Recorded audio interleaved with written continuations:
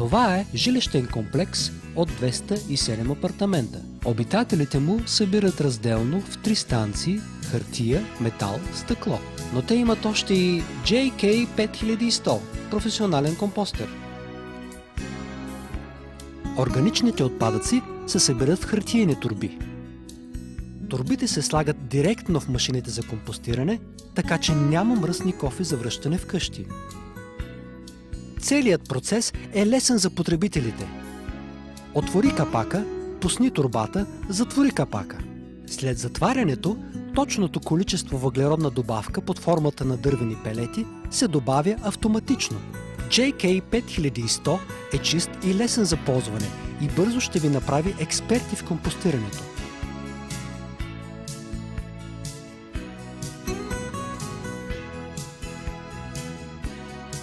JK5100 може да се ползва и в училища и ресторанти. В кухнята могат да се ползват специални кофи, в които течността се отсежда от отпадъка. Тези кофи могат директно да се изпразват в компостера. JK5100 е напълно автоматизиран модерен компостер. Не изисква предварително смилане на материала. Мощна резачка прави това на входа на машината.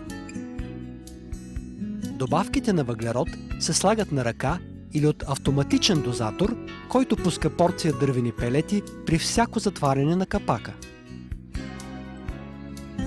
Когато материалът е нарязан, той се вкарва в първата камера на машината. Тя се нарича преработвателна камера и температурата в нея е висока, до 70 градуса по Целзий.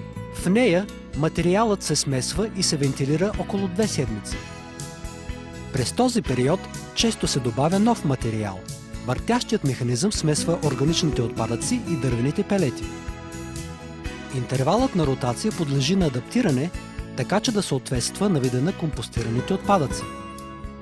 Двете камери имат различни нужди по отношение на смесване и вентилиране и за това се програмират по-отделно. Вентилационната система също се адаптира. Въздушната струя може да се настройва отделно за всяка камера. Комбинацията от настройки за въздушната струя и миксирането позволява оптимизиране на процеса. След около 2 седмици машината премества сама материала от първата камера във втората, наречена камера на озряването. Система с 2 камери гарантира, че озрелият материал няма да се смеси с новия, който постоянно се добавя в първата камера. Така, като краен резултат, получаваме напълно готов компост. След още 2 седмици е дошло време за изпразване на материала от втората камера.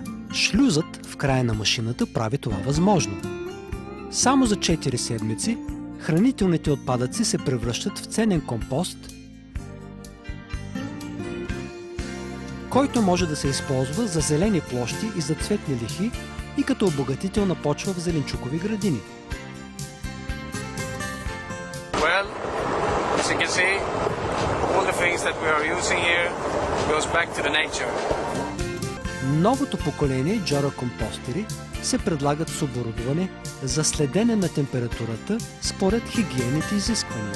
Във времето на стриктни наредби за хигиена и управление на отпадъците, те гарантират чисто и природосъобразно справяне с органичните отпадъци.